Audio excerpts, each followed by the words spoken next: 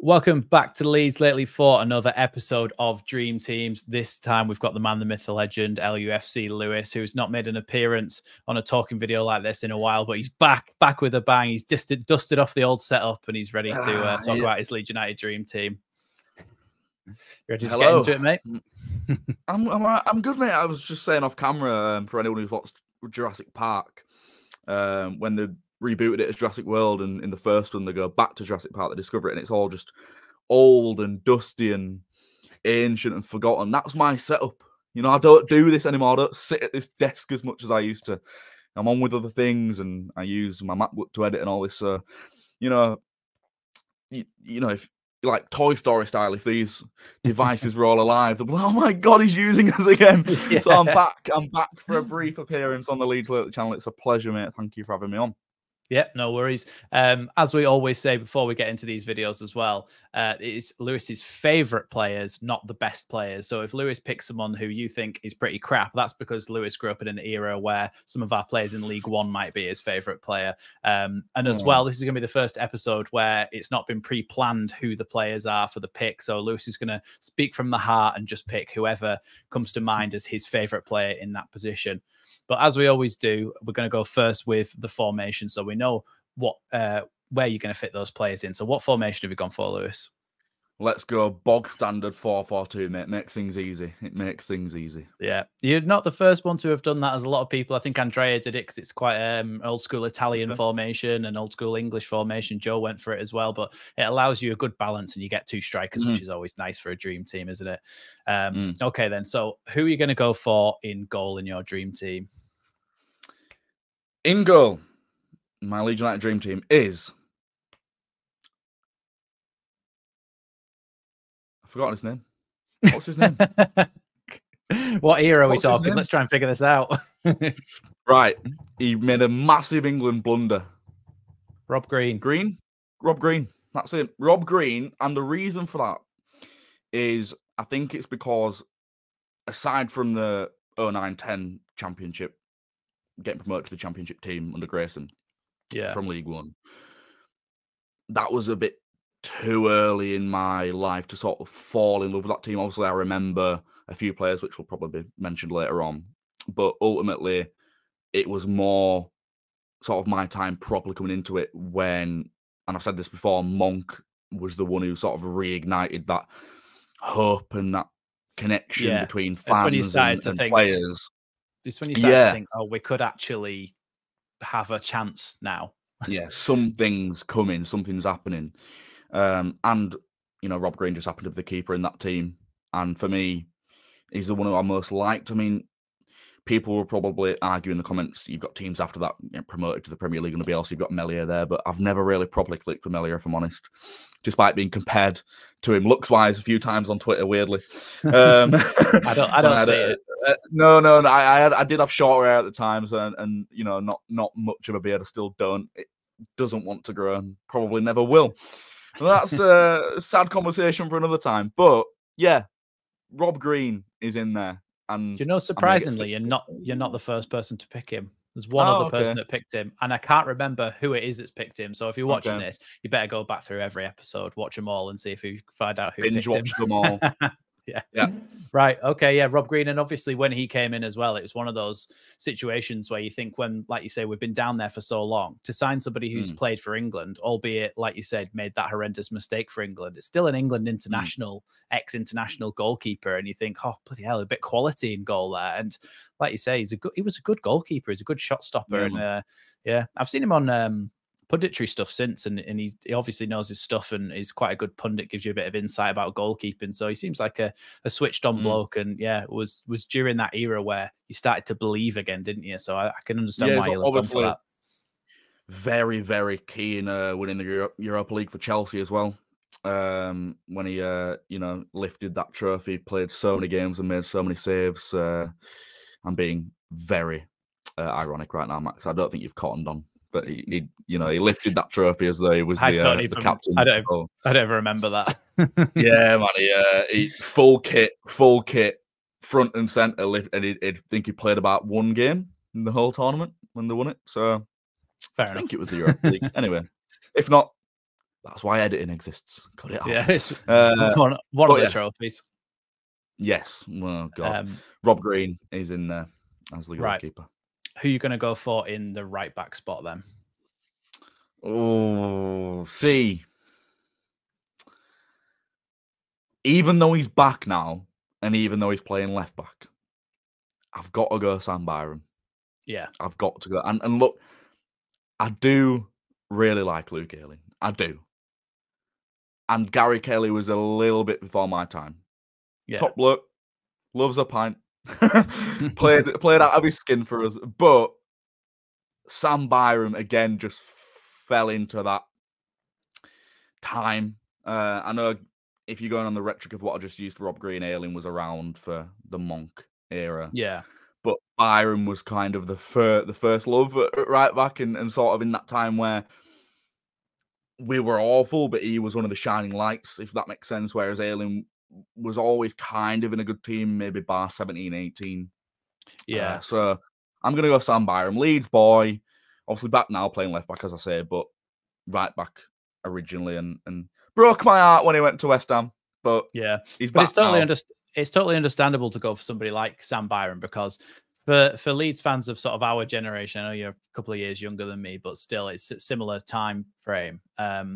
When you got a player in those years where we weren't really expected to do anything that came through the academy and was then really good as well in the first team, they were always the players that you really gravitated towards and that you really liked. Your likes of Fabian Delph and players like that, you were always like, oh yeah, I love that one because he came through the academy. So Sam Byram, and obviously, like you say, now he's come back and he has played at left back, but he's been fantastic. And it's just like, don't know, it's just like it reignites that love. Yeah, it reignites. You don't see it very often, do you? Coming back, no, after that many years. Maybe if you'd have asked me a year ago this question, it might have been Ayling. Because I feel like, you know, when you've had time to heal and move on from I have said this, I have said this before. I think when you move on a little bit and in a few years' time, we all look back at players like Luke Ayling, Liam Cooper and all those players with a lot more of a fond memory of them. But because we're in it at the moment and they're not good enough for our team and they're actually a hindrance when they come onto the pitch, it's kind of sullies your image of what they were. But once you move on a little bit, a few years down the line, we'll think, oh, how good was Ayling under Bielsa and stuff, and maybe that'll slightly change for people. But at the moment, the scars are still open, so Sam Byram's a great choice. Sam Byram's in there. He's in there. Right. Who's going to go next to Sam Byram then at right centre-back? Pontus Jansson. Look, I will die on the hill for that man, right? I will never, ever, ever understand, and I'd said this in the massive rant I did on the back of relegation, and I rarely ever do on camera videos, as you know. I'll happily say that I'm not a fan of watching them much, and I don't really enjoy doing them much. So I only, and that isn't slight on anyone. It's just more content that I consume isn't that, and content that I like to make isn't that. But I felt I needed to get a lot of things off my chest that had been building and building and building, and I just kind of wanted to cover the 7-year journey, as I called it, which started with Monk and ended with relegation. And I call it a 7-year journey because, and I know I'm going on a tangent here, but again, that's when the hope and whatever else was reignited, and we kind of started that build of the club and back to where we belong. But Pontus Jansson he got done dirty, man. He got done dirty. Like, he came in 16-17 season under Monk, and for a long, long time, we'd been screaming out for that Mr. Leeds United, that passionate, hard man type thing. And Jansson had the passion, don't get me wrong, but he was never a hard man. We just pinned that on him. We put him on that pedestal of Mr. Leeds United, hard man, if you throw a brick at him, he'll let it back and all this stuff. Like, that's what we painted him out to be. That's what we bigged him up as. Yeah. And I'll criticise him in one sense that when things got tough, he didn't want to know. you know, he'd moan and he'd come off sometimes when he wasn't really injured or whatever. He just couldn't, and that he did have that trait. But the second that he started to play up to the Mr. Leeds United hard man, passionate thing, the minute that he started to come up to the fans at the end of every game and give it the fist pumps and all this, people started to go self-centered, only cares about himself, you know. Oh, and I'm like, what? You've made flags and scarves and artwork and everything on this guy, put him on this pedestal, and the second he starts to turn around and go, yeah, go on then, I'll be the guy that you want me to be, it's like, nah. Because it all stemmed from we lost that game against Derby, and he got pictured, didn't he, in the ground on his own, and everyone's like, oh, he's making it about him, he wants to sit there and have the cameras on him and all this. And like, you didn't ask anyone to take a picture of him, did he? Have you ever thought that it's quite funny actually? People said the same about me when we just got relegated, because there's like 6 photos of me sat there, one of which is a profile picture. I think it's a great picture of me just looking depressed. It's, you know, it's a quite, you know, if you could portray my years of supporting Leeds United in one photo, that's it. Just constantly let down. And people actually said, you've waited behind and had the, like, 1, saw no cameras, 2, they've specifically zoomed in on me. There was loads of people around me, and I was there for 5 minutes after full time just to see the players go down the tunnel, and I was off with everyone else around me. And people said the same thing about me. Not saying, you know, I'm the big I am and all that, but I just think it's funny to use that as the same example, because I got the same thing. People so quick to jump on him off the back of that, and then make connections with, oh, he always comes up at the end of games and makes it about him and all this stuff and blah, blah. We made it about him. We made it about him for years. He was the man. He was Pontus Jansson. Throw a brick at him, edit back. Like, that's what he was. And he said when he joined Brentford that they allowed him to be who he was and who he wanted to be. And we didn't. And I think he means that in a way of, there was rumours about Bielsa that didn't like the attention being on him. And then obviously how the fans treated him in the end as well before he left. So I will never forget how much that man contributed to the connection being reinstated between the players and the fans, because it had been missing for a long time, and he helped that massively, being that guy on the pitch who you wanted to come up at the end and you wanted to give it 100%, and the poster boy he was. So he's in there because it has personal meaning for me of how much he bridged that gap. And he was class. People do forget how good he was. He was class. Yeah, he was really good, yeah. He schooled players. It was a very solid top-end championship defender, and it's not really something that we'd managed to get too much, is it, over the years? And when you had, it was the start of it was Janssen and Bartley, wasn't it? That was when we started to go, okay, we're actually getting some good players here. And then you got Pablo in under Monk, and you started to think, oh bloody hell, this team looks like a good championship team here. This looks like one that could push for playoffs or promotion. And Janssen obviously being a big part of that. He's got the Scandinavian connection as well with all the Scandinavian fans there are of Leeds United. And I think he was, it was like a perfect storm in that first bit of when he came in, because he really just elevated, or helped elevate us to the next level. And he was a great footballer. People tend to forget that. And he was just very passionate, very, he cared a lot. And that's what Leeds fans want to see. Leeds fans just want to see somebody who puts their all in every time. And for the most part, that was him. So I think it's a great choice. I like Janssen. I'd never had a problem with him. I always liked him. I never thought that he was over the top or anything. No. Having just mentioned Janssen and Bartley, you've reminded me of the chant, and how on earth his name has slipped my mind. Berardi. Now, I'm not going to change my right back option, because, again, Byram was a shining light in a very tough period. But Berardi has to be mentioned. I mean, again, another one. Berardi could play a couple of positions, so if you want to put him in there, you can. Nah, I don't know. I don't think he makes the team, unfortunately. But he is another one who bridged that gap Yeah, between, he's on the bench. maybe even more so in retrospect now, because his name is still chanted at more or less every game. Bridge that gap between players and fans and being the hard man and being Mr. Leeds United. And again, maybe more so now in retrospect, he is that guy. Yeah. You know, pictured bleeding for the shirt and all this stuff. And I'm not afraid to stick a challenge into someone. And, you know, he's kind of like, and, you know, I shouldn't really bring up his name, but he is kind of the go-to, the Roy Keane of modern Leeds United, maybe. I'm gonna get Just a in dick for terms of that in his, comments of bringing up. just in You know terms of what I his mean? Look, passion he's the first player. Yeah, he's the first player that comes to mind of just a reckless player who you can't really be mad at for being reckless, because it was just him and you expected it and you wanted it, and you know you had the whole Berardi scores were on the pitch and all that stuff. So honourable mention, but Berardi. Still doesn't make the team. I'm still sticking with Byron, but yeah, Berardi. Yeah. Okay, and then who's going to go next to Janssen then in the other centre back role? Paddy Kisnorbo.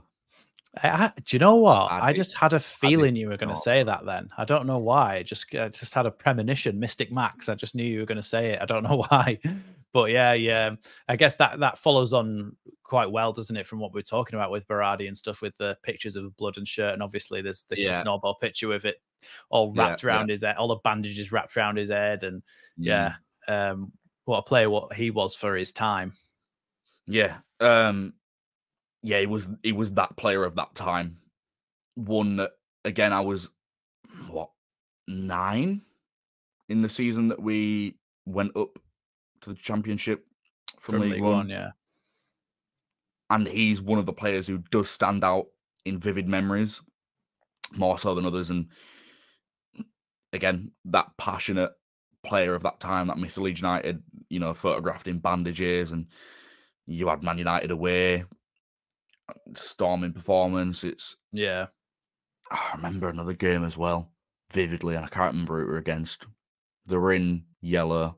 It wasn't Bristol Rovers. Not sure, but no, I don't know. I couldn't. I'm trying to think of playing teams in yellow down there. Yeah, I just remember he was rather like, and it's a weird comparison, but rather like Rodon now. He's just that centre back who picked the ball up and just stormed at people. Just didn't, you know who just takes the game to them rather than just getting the ball. Yeah. And I like to see that, to be fair, because it's like tactically, that's actually a good thing to have, and that's why Rodon does it. Because when teams are trying to, it's like a pressure relief, and when you've got a defender who can do that and who can carry the ball into midfield and breaks the press, they all go, oh god, he's gone, we've got to go back now, and it just creates a bit of panic in the opposition. So having that's great, and obviously, like you say, he was a warrior, a leader, and for his time when we were in great League personality. One, fantastic servant of the club. He loved it, and it's in League One as well. You know, you won't find many. I mean, the game's moved on, of course, but you won't find many passionate players like that in the Premier League or even high-end Championship now. Because, you know, I'm going to bring his name up again because it's just, Roy Keane, right? I think you've got a bit of a thing for Roy Keane. Well, you know, he has said, everyone wants to be friends with each other now.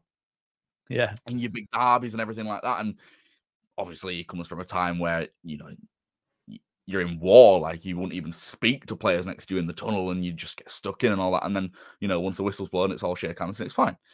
Yeah.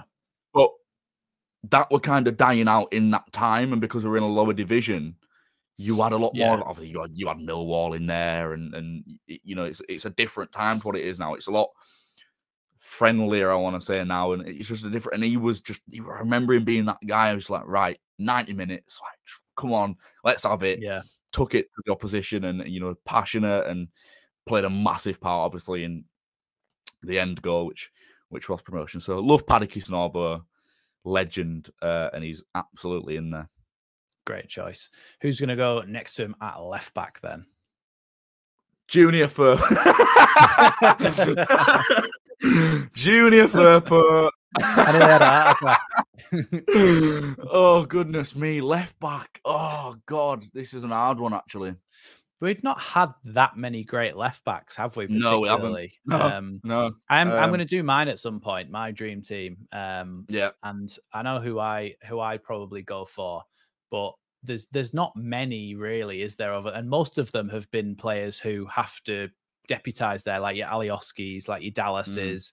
Most of them over these last couple of years have been those players who just have to drop in there and have to play there, even though it's not their natural position. We've not really had proper out and out left back since like Ian Hart and the early 2000s and stuff. My time, really. I mean, I was alive, but I've got no.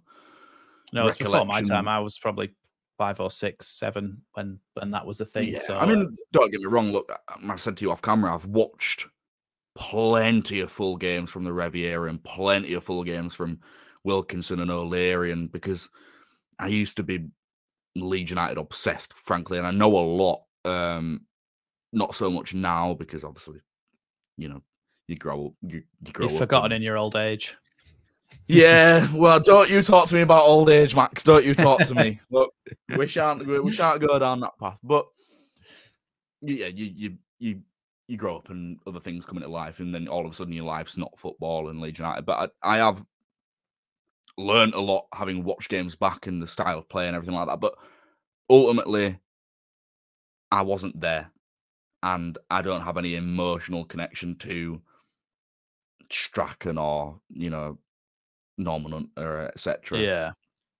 I mean, I have memories of speaking to Norman Hunter, and he's a great guy, and he could just chew your ear off. You know, the stories of Eddie Gray, whatever, but they're not my players. So basically, what you're prefacing here is that you're going to pick someone crap. It's weird because Dallas, I wouldn't remember him as a left back. No, but for the purposes of this, if you wanted to use him there, it's this position he's definitely played. Byram at left back and Byram at right back. Charlie Taylor is in there, but he's just such a dead player to pick. Yeah, he was a good player. He's a really good left back. You could pick Alfonso Pedraza. He's now a Europa League winner. Yeah, about a year on loan. Do you know what? AD White's in there. God, forgot about AD White. AD White is in there. He was good, man. He was good. Yeah, he's rapid, wasn't he? There's players you can that you. I remember he just stormed through Everton's whole half in the first sort of minute of a League Cup game once and just belted it top corner. Yeah, there's players that you've only remembered talking about them during this series. But yeah, it's a minefield as a left back position. Do you know what? Yeah, I'm probably going to have to say Alioski. Yeah, I totally. I know it's a really boring choice, but it's not. I think it's a good choice because it goes with the theme of what you've been picking of players who are just passionate. Yeah, they really give a about. He's just an iconic player, really, and I didn't really want to, for whatever reason, I kind of didn't want to pick the obvious choice, but he is. You know, we haven't had many left backs, and Charlie Taylor. If we're talking out and out left backs, Charlie Taylor probably wins it. If we're going to be honest. Yeah, in terms of quality. Yeah. But then Alioski, because he was a winger, there was times even in the Premier League where he'd get forward and smash one across the face of the goal into the top. I think it was against Newcastle he scored that one where he just smashed it right across the goal, and you thought, "Oof, go on, Alioski." And obviously, his personality, and that's what builds connection with the fans, isn't it? Like you were saying, it is that. The people who started to build that connection, there was a few years before, and then you get players like Alioski who really make you think that him and Click and people like that really make you think, oh, our players have actually got a bit of personality. I like this guy. Like he's a good laugh, and you see all the videos of him just doing crazy things like making those weird screaming noises in the swimming pool, and it's just like, Kevin, what's he doing? It is favourite. It is favourite, not best. I mean, there are better centre backs than Janssen and of course, Snorwell, for example. But yeah, it's got to be Alioski. I mean, like you say, he's iconic. He had all the sort of off-field stuff. He had the Alioski Cam, Gianni Cam, that were it Yeah. for a long time, and all this stuff surrounding him, and scored a few belting goals, and just the stuff of him like sniffing bums on pitch. It's just like he's just a mental player, like, and he will go down. He's up there as that somewhere sort of, on that. Wait, he's up on that there nice somewhere piece on of artwork of, oh yeah, on that Champions the thing. BL He's for 11, yeah.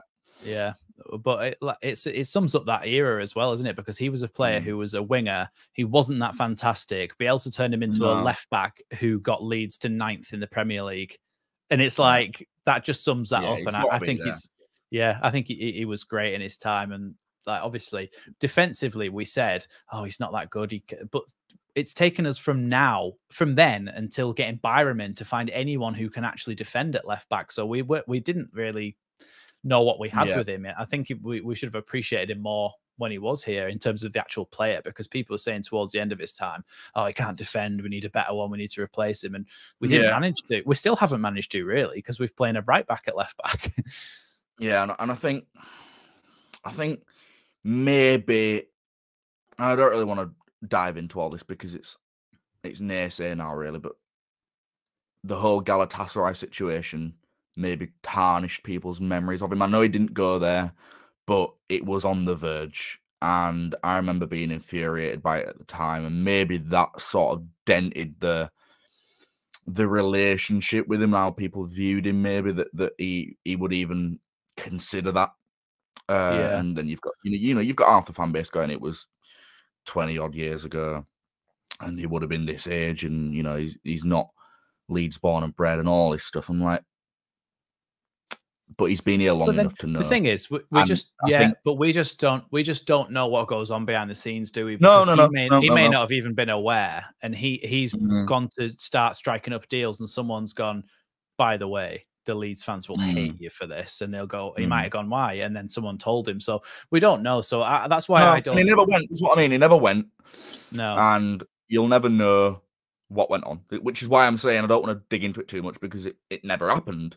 I remember his artwork being defaced around Ellen Road and things like that, and people were really angry. And I'm just bringing it up because maybe his name isn't thrown around much anymore because the way people view him has been dented by that. The same way that Janssen's name's been dented by a completely different situation. But again, the point being, the love that people had for them when they were here is different now in retrospect because of certain things.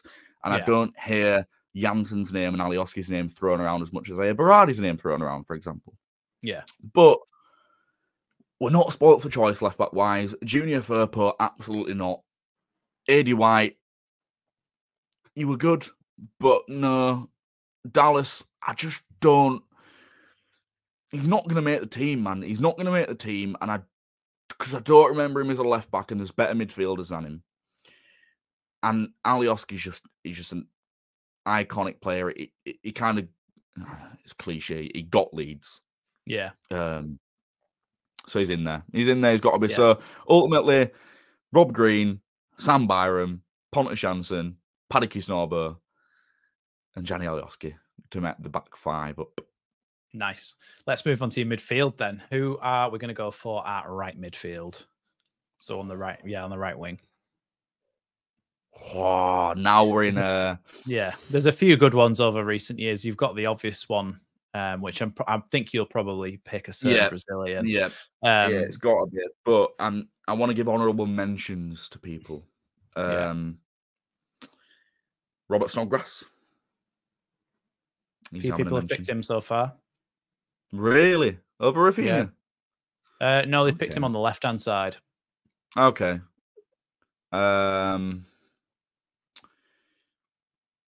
Now that you think about it, there's actually probably only those two. No, there's not that many other that were. Snodgrass was on the right? Yeah, but I think he could play either if he. Right. Okay. I don't think it was. No, there's more we're forgetting. There's more we're forgetting. Surely. I mean, you've got Jimmy Kebe in there. Yeah, what a player. Well, yeah, I mean, it's Rafinha. There's not really much point in going through X, Y, Z.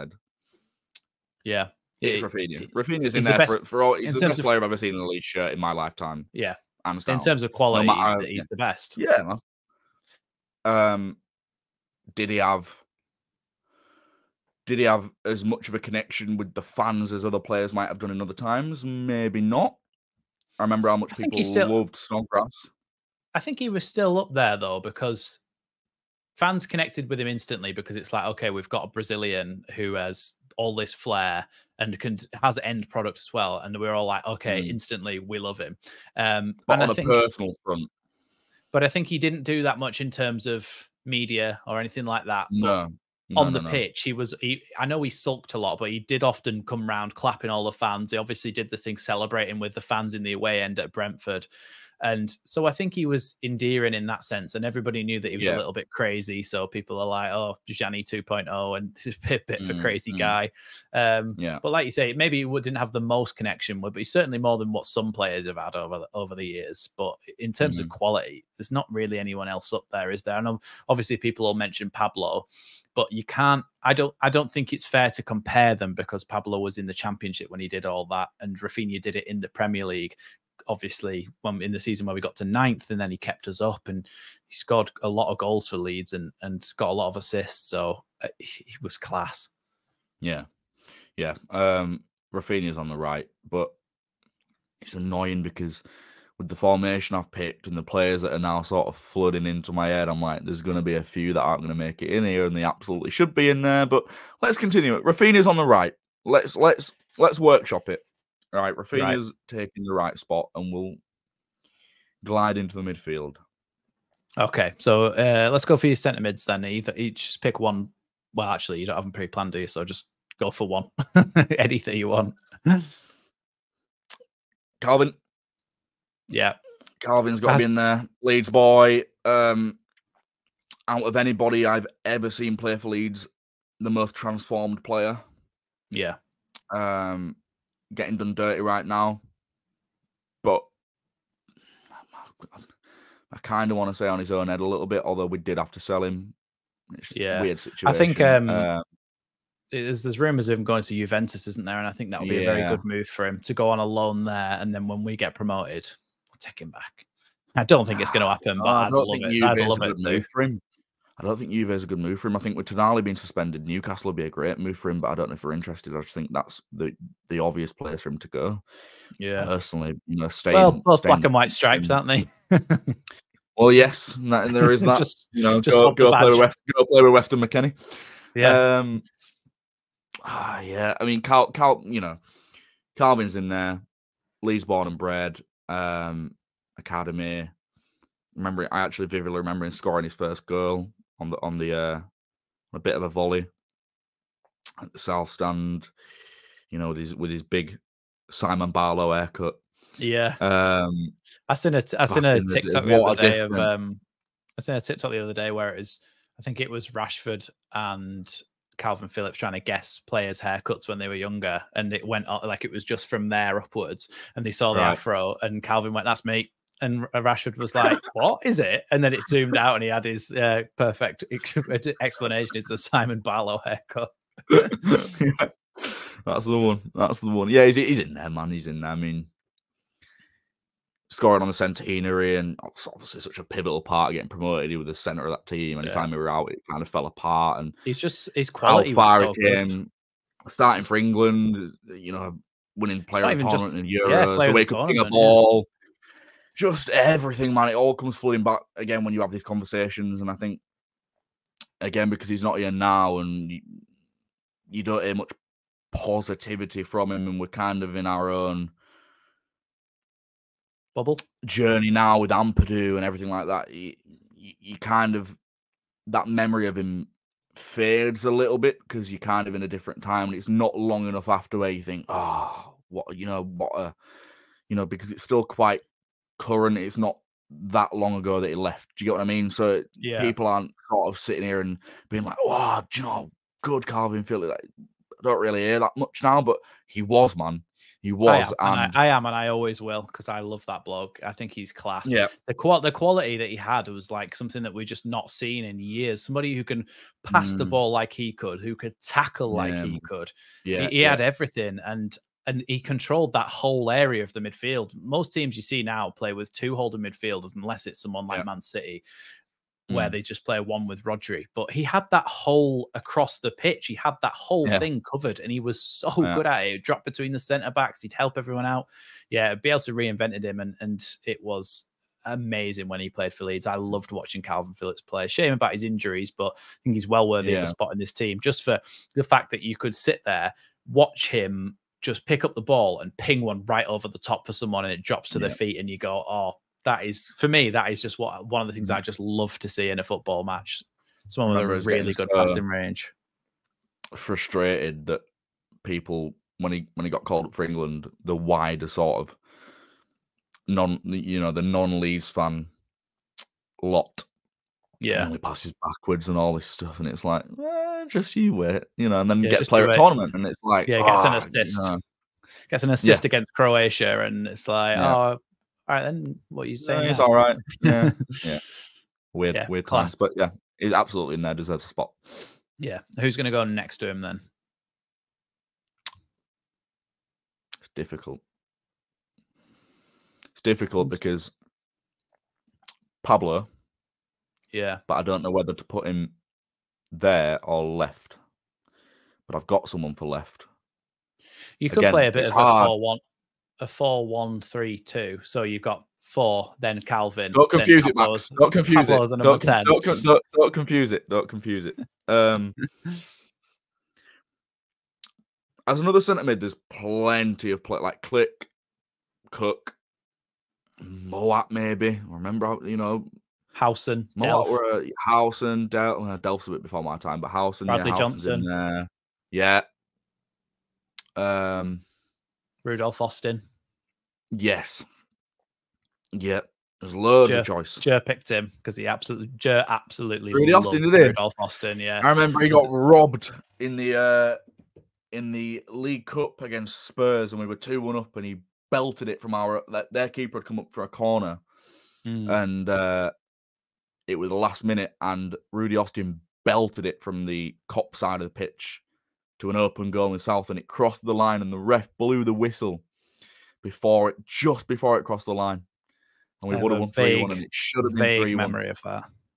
He got robbed. He got absolutely robbed, and then obviously not the nicest ending for Rudy Austin in terms of the visa and everything like that. But they're all legends in my eyes, mate, because they're in a time where it was very tough times to go week in, week out, and somehow you do come away with nice memories because of those players. Michael Tong, just his goal at Chef, just his goal at Chef Wednesday, and all them players do deserve a mention. But as a favourite, and I know it's really boring to go with 2 players from the same team. Don't worry about there is no boring, because it's your favourite players, so you pick anyone, and it's got to be Clicky. Yeah, it's got to be Clicky, man. Love Clicky, class.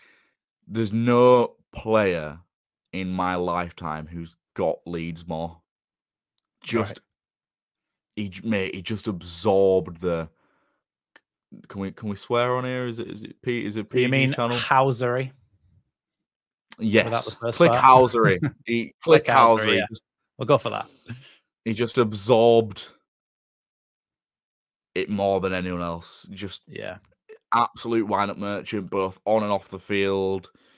There's gifs of him like shushing people, and he'd always, pouring the water bottle down the back. Yeah, man, like just absolutely. When we got promoted, there's obviously the iconic photo of him in the t-shirt, like Leeds scummer back, and the cigar, and like he's got to be in there, man. Like absolutely love Clicky, and he's still balling out in the US. The spray paint champions that he did, that he did with some help. That'll always be there now as well. So every time fans walk past that, you go, one of our players did that.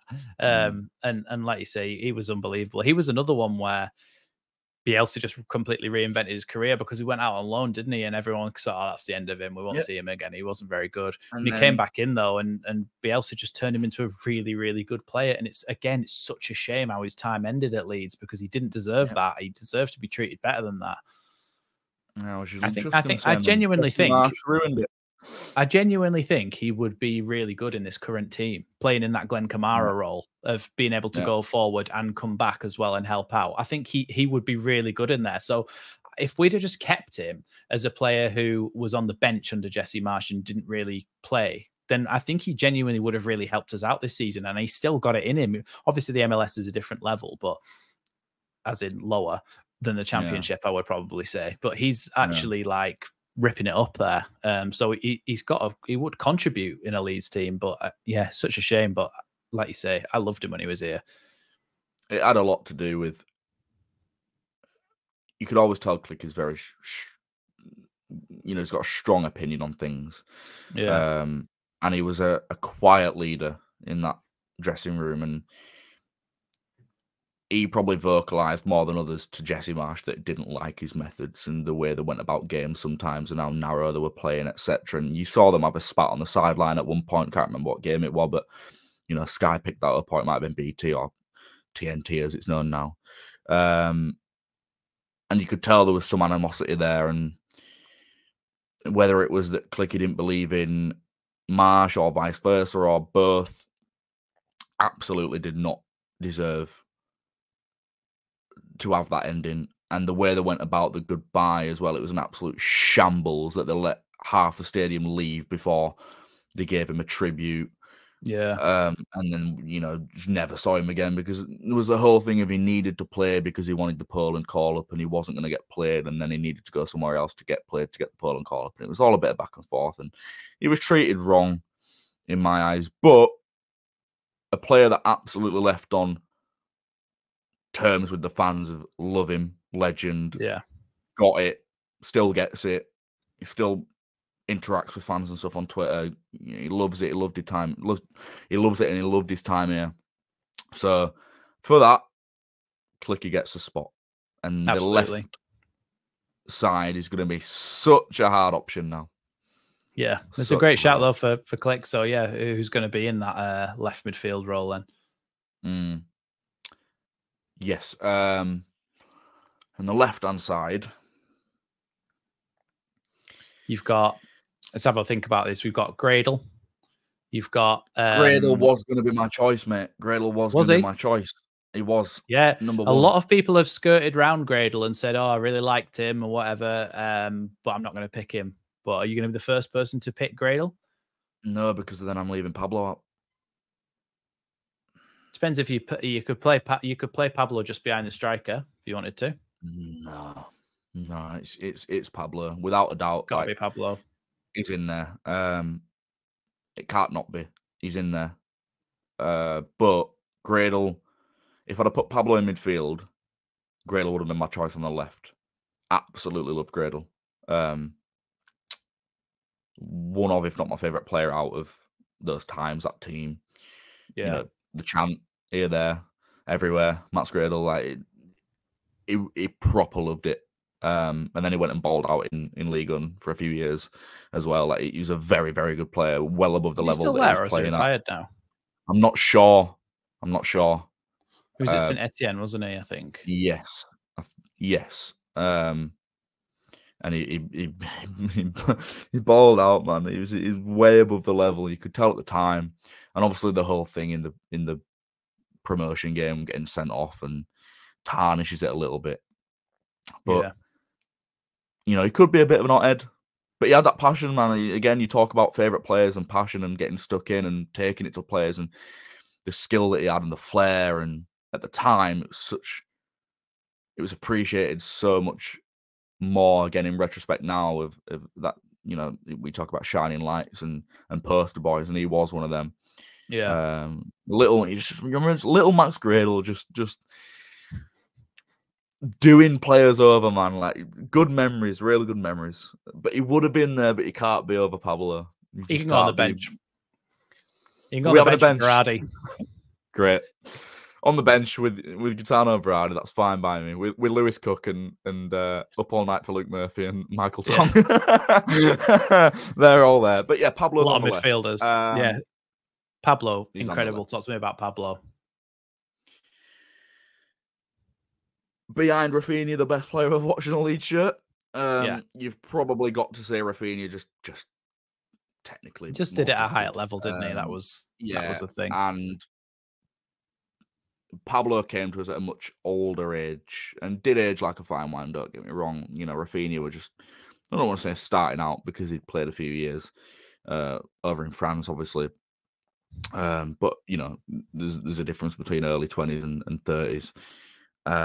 And what he could do at that age and saw things that no other player could see that you couldn't even see watching it, whether you were there or on TV. It's just time and time again he would pick a pass out when you're like, how? Yeah. I remember he came off the bench once in the Premier League and he'd not been starting, and I think he'd had a couple of appearances off the bench, and I can't remember who we were playing. It might have been Burnley or West Ham. I remember it being claret and blue. I might be wrong. But the pass that he picked out straight through the centre of the park and just put someone through on goal and we scored. I'm like, we're wasting this guy, man. Which is like, he's still doing it. He comes on and makes it look so simple time and time again. Do you know what I'll always remember? It's that double nutmeg.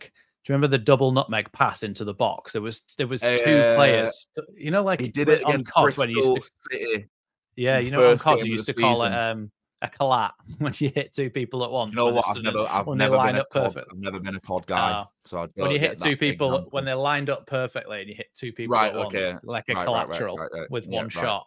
But he just passed it, and it just went through the first person's legs, and it went through the next person's legs as well. And I was like, how has he done that? Like, what on earth? Absolute and then there was the one where watch, I'm sure there was one where a separate occasion where he nutmegged someone from about 10 yards away. And it's like, how's that guy not closed his legs in that time? But it's just so accurate. He just went straight through his legs. And it was like, what? How? It was just fun for him, wasn't it? It was just fun to watch. Like, nutmegging, obviously, that goes without saying. But just the way, for me, it was more... Rafinha's the technically gifted one skill-wise and you know, showboating and taking people on and I don't want to say making things happen because Pablo did, but in a much different way. Pablo wasn't that number 10 who would drive and sort of push the game on. I don't want to say that's not how I remember him. He was the calm, composed wizard who would pick a 40-yard pass out. Yeah. You know, sort of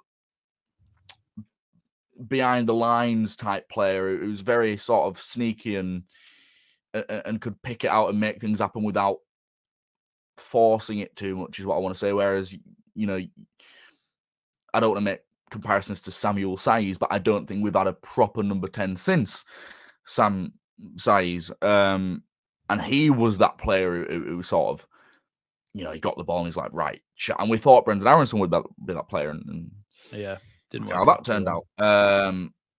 But Pablo wasn't that player. He was very calm and he loved a little nutmeg here and there. But even then, it was always calm. It was just like, what? There we go. Easy. You know, it was never, you know, 100 miles an hour showboat. And it was just the simplest thing for him to do, nutmeg or pick a storming pass out. And his celebrations, man, his little wrist kisses. And again, it's a very iconic player. And I think I remember Pablo in the same way that the generation above me remembers Strachan, for example. The little wizard type thing. In a promotion side and a successful side. Sorry. So Pablo is in there as, you know, the second best player I've ever seen in a Leeds shirt, because I have to say Rafinha just on a more. It was just more fun to watch. But Pablo was more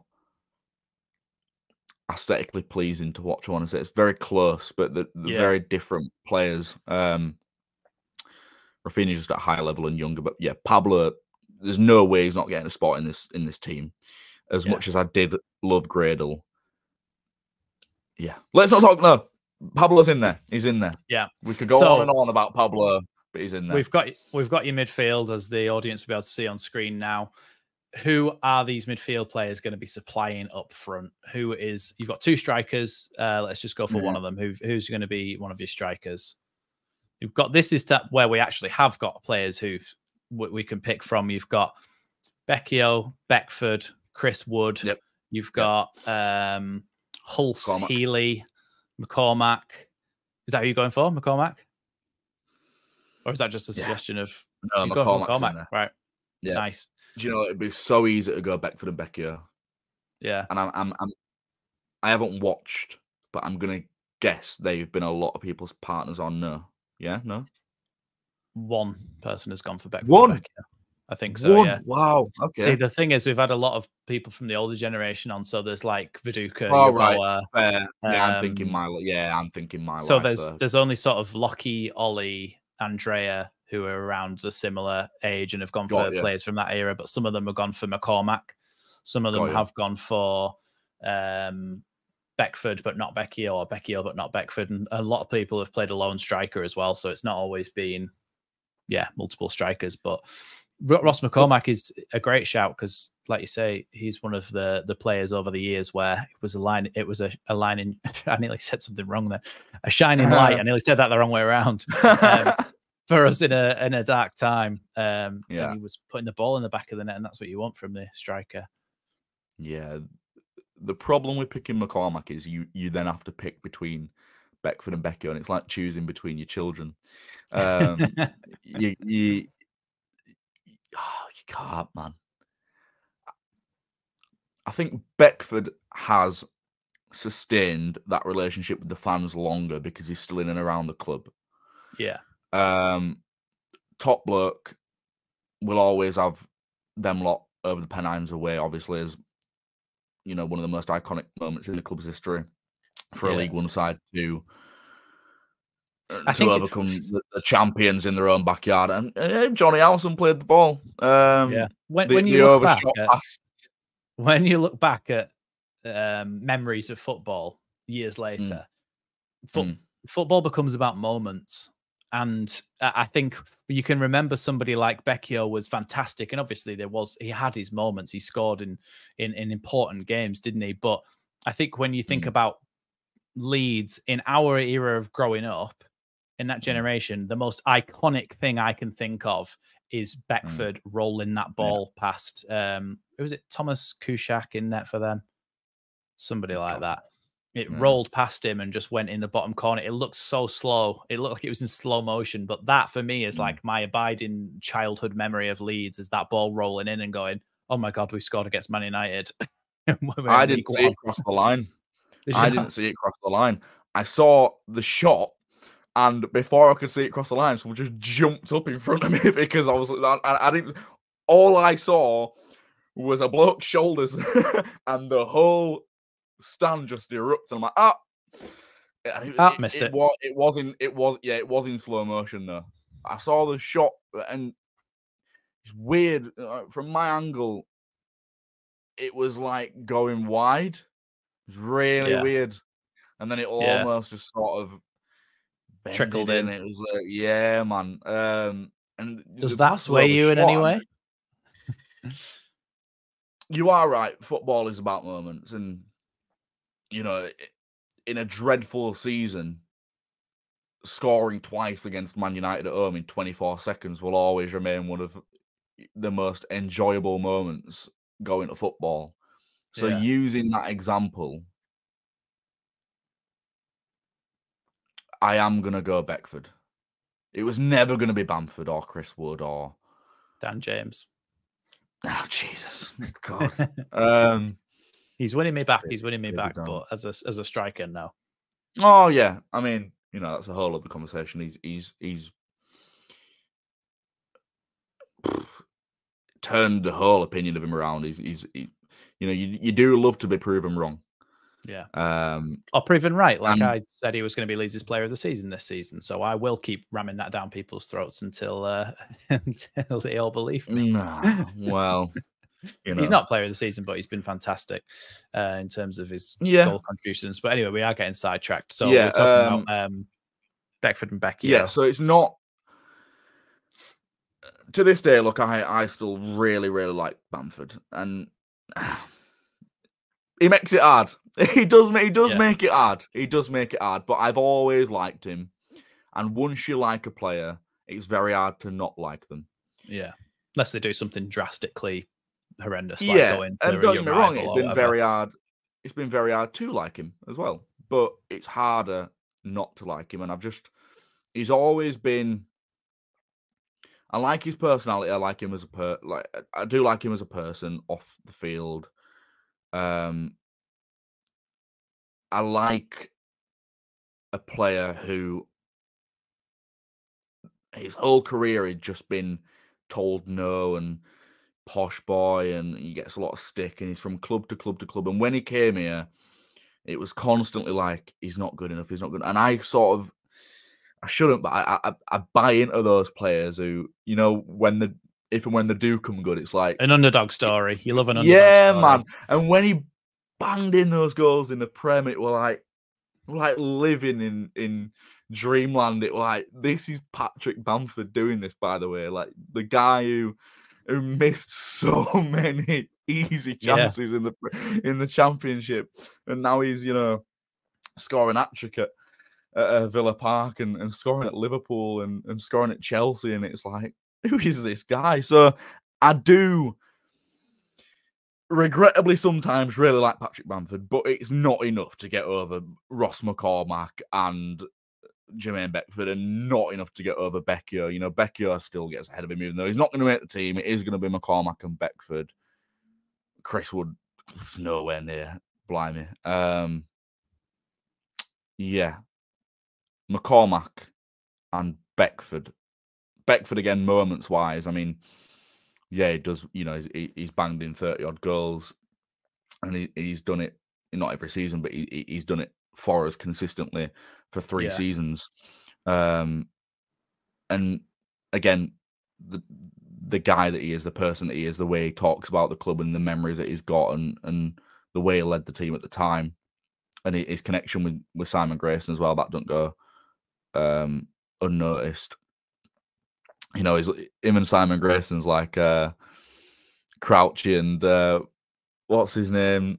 Redknapp. I thought you said Crouchy. No. Crouchy and Redknapp. It's like every club. Give on Crouchy. Every club. It's like, and what's his Warnock and Paddy Kenny. So you have that player who you sort of bring to every club. He's done it from at Preston as well, didn't he? But yeah, Beckford's in there. You know, you got the promotion goal. You got Man United away, and then you've just got in generally just bang goals. And then McCormack, just always loved McCormack. In a season where we were woeful, he banged 29 goals, and I think he was just 1 short of the 30. Yeah. I think it was 33 in total, including cup. But in the league, it was 29. If I might be wrong. Wrong. I do remember 29 rings a bell. Yeah. So yeah, they're both in there, man, and very happy memories in a bad time.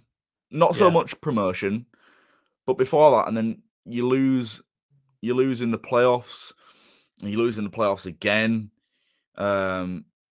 And it was that little 3-year journey where he just kept going. And then, you do have Becchio scoring against Millwall in the playoffs, and the iconic commentary of, you know, the roof's just been lifted off Ellen Road, and obviously scored against Chelsea in the cup win. We ended up losing 5-1, but I remember that being a massive moment.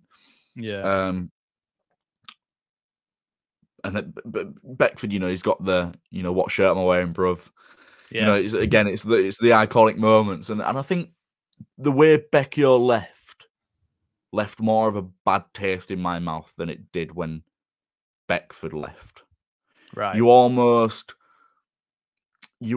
waved Beckford off in a way of, you've deserved that move. Like, you know, when he went to Everton and you've earned it. Whereas Becchio left mid-season and we got Steve Morrison in return. Yeah. So that just always leaves a bit of a bad taste in my mouth. As much as I still do love Becchio, the way in which he left is a bit. It's a harder pill to swallow than when Beckford left. So Beckford, moments-wise, still being in and around the club, the way in which he left, the way in which he handled himself, and then McCormack as well. So that is my strike partnership, mate. Yeah, fantastic. As you'll all be able to see, that is on the screen right now. You can see that Lewis's fantastic Leeds team. And obviously, it's favourite, not best. So a slightly different generation of football fan pulls out slightly different names. And there's a few in there that we've not had before in a dream team. I don't think we've ever had an Alioski before. So that's a new one. And yeah, there's plenty for you to look through there. The 2 questions left then, Lewis. First one is, who's your favourite manager in your lifetime? I'm guessing I know who it is. But what a stupid question, Max. Come on. Simon Grayson. Do you know what? When I've asked this question, some people have gone, oh, Simon Grayson's up there, but no, gotta be Bielsa. Grayson is up there, but it's no, if anyone's not said Bielsa. Everybody said Bielsa. Of course. Bielsa, I still mention the man's name every other day. He's off managing Uruguay. He's nowhere near Weatherby no more. Do you know what I mean? I've got canvases of him on my wall still. You know. Yeah. I miss the man. He's there on there. So I've got another one of him up there, sat on his bucket, and then like, yeah. So yeah, amazing. Obviously, that was going to be the answer to that question. We know how good he was. We know he was fantastic. The other question is, who's going to be captain of this team that you've picked? Ooh. Now, this is one that I usually do spring on the guest without telling them. Okay. Because the way that you've picked it as well, you've picked a lot of leaders. You've picked a lot, especially the defense. It's full of leaders and people who could be captain. So there's plenty of good candidates. Paddy Kisnorbo. Okay. Yeah. Happy with that. Again, if you're taking him from the time when he played, he comes from a much different time to what the game became when all the other players were in there, most of them anyway. Obviously, you've got Beckford in there, but Beckford was never... He was a leader in his own right, but he wasn't a leader in the sense I can imagine Kisnorbo sort of banging heads together, if that makes sense. Janssen was portrayed as a leader more on our part than what he actually was, which, again, we've spoken about that. In the same sense, he was portrayed as a hard man more than he actually was. Yeah. Kisnorbo, just out of that 11, screams to me he would bang heads together. He would happily go and bang Pablo and Rafinha's heads together. He wouldn't care about how good they are or, you know, what their haircut is or how much fans like them or all this stuff. None of that would matter. Like the modern football thing of how good you look and all this stuff. And you just would like drill it into like, you know, we're on this pitch for 90 minutes. It's war. Like get your act together. And I think Paddy Kisnorbo at that 11 is the captain. Sort of process of elimination. Obviously, you're not going to say Rob Green. Byron was never, you know, he was never a leader. He's not now really. He's still sort of that little Sam Byron. You know, he's not aged. He's happy to just go along and do his job and be told what to do. Janssen again was spoken about. Alioski, he probably wouldn't take the orders to be honest. He wouldn't take orders, never mind give them. You know, I reckon Paddy Kisnorbo could get Alioski in check. That's how much I'm giving. Rafinha, no, not having it. Clicky, no. Phillips, maybe the only other one, actually. Yeah. Who I could see keeping things in check. Pablo, no. And McCormack, no. And Beckford, no. So, yeah, Paddy Kisnorbo, he's the captain. Yeah, great shout. Yeah, so that is Lewis's Leeds United Dream Team. Get down in the comments down below who you'd pick, who any opinions on any of the players that Lewis has picked, anything like that. Get down in the comments below and we'll have a chat about it. Don't slam me for the Roy Keane comments. Don't come at me. Look, you know you all agree with him. Just admit it. Lewis has not done a talking video in a while, so if he starts mentioning Roy Keane, you let him off with it.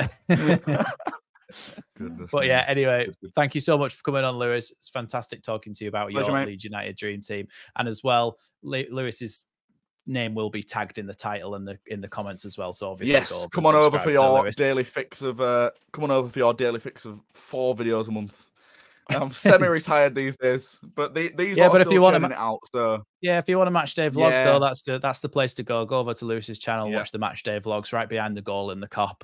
Indeed. So yeah, thanks for watching, everybody, and I'll see you next time on Leeds Lately.